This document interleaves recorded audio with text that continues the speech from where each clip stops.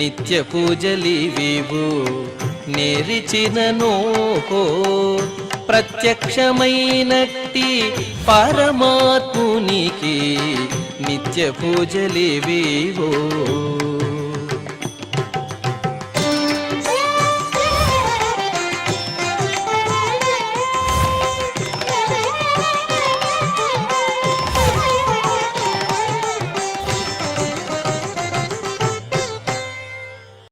ఓం నమో వెంకటేశాయ.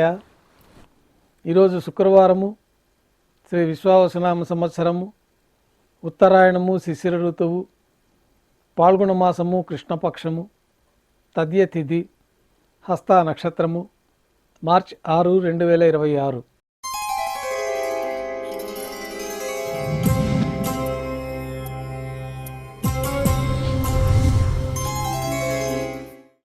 ఉభయ దేవేలతో శ్రీ మలయప్ప స్వామివారు బంగారు తీర్చిపోయిన వేంచేసి మేళతాళాలతో ఊరేగింపుగా సంపంగి ప్రాకారంలో కల కళ్యాణ మండపానికి చేరుకుంటారు. కళ్యాణోత్సవం ప్రారంభమవుతుంది. పుణ్యాహవచనము, అంకురార్పణ, రక్షాబంధనము, అగ్నిప్రతిష్ఠ. కళ్యాణోత్సవం సందర్భంగా స్వామివారికి, అమ్మవార్లకి నూతన పట్టు వస్త్రాల సమర్పణ, మహాసంకల్ప పఠనం, మాంగళ్యాలకి ఆరాధన, మాంగళ్యాల పూజ పూర్తయిన తర్వాత స్వామివారి తరఫున అమ్మవార్లకి మాంగళ్యాల సమర్పణ.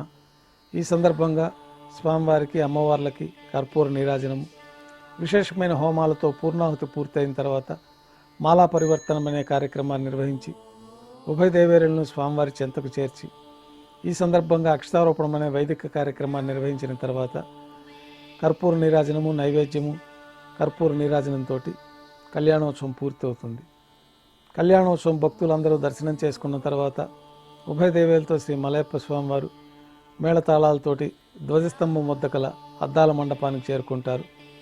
వేదపారాయణ నడుమ ఊంజల్ సేవ నిర్వహించి కర్పూర నీరాజన సమర్పణతోటి ఊంజల్ సేవ పూర్తి అవుతుంది.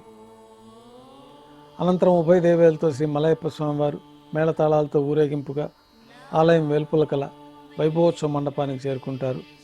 ఆర్జిత బ్రహ్మోత్సవంలో భాగంగా బంగారు గరుడ వాహనం పైన శ్రీ మలయప్ప స్వామివారికి గరుడ వాహన సేవ నిర్వహించి కర్పూర నీరాజన సమర్పణతోటి గరుడ వాహన సేవ పూర్తి అవుతుంది. హనుమంత వాహనం పైన శ్రీ మలయప్ప స్వామివారికి కర్పూర నీరాజన సమర్పణతోటి హనుమంత వాహన సేవ పూర్తి అవుతుంది. పెద్ద శేష వాహనం పైన శ్రీ మలయప్ప స్వామివారు వేంచేస్తారు. కర్పూర నీరాజన సమర్పణతోటి పెద్ద శేష వాహన సేవ పూర్తి అవుతుంది. ఉభయ దేవేలతో కలిపి శ్రీ మలయప్ప స్వామివారికి కర్పూర నీరాజన సమర్పణతోటి ఆర్జిత బ్రహ్మోత్సవం పూర్తి అవుతుంది.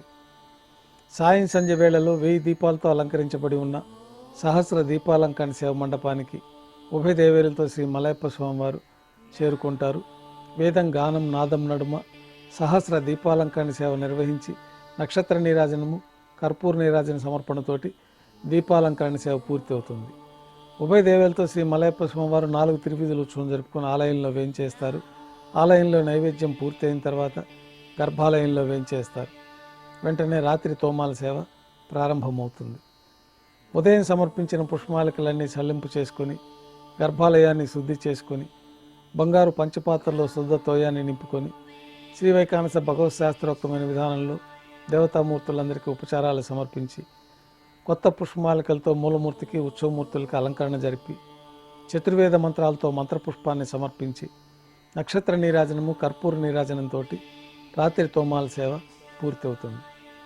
తులసీ దళములతో అష్టోత్తర శతనామార్చన నిర్వహించిన తర్వాత రాత్రి నైవేద్యంలో భాగంగా అన్నప్రసాదాలు, పన్యారాలు, దోశ, ఘంటానాదం మధ్య నైవేద్యంగా సమర్పించి తిరువీస నైవేద్యం పూర్తయిన తర్వాత భక్తులని సర్వదర్శనానికి అనుమతిస్తారు.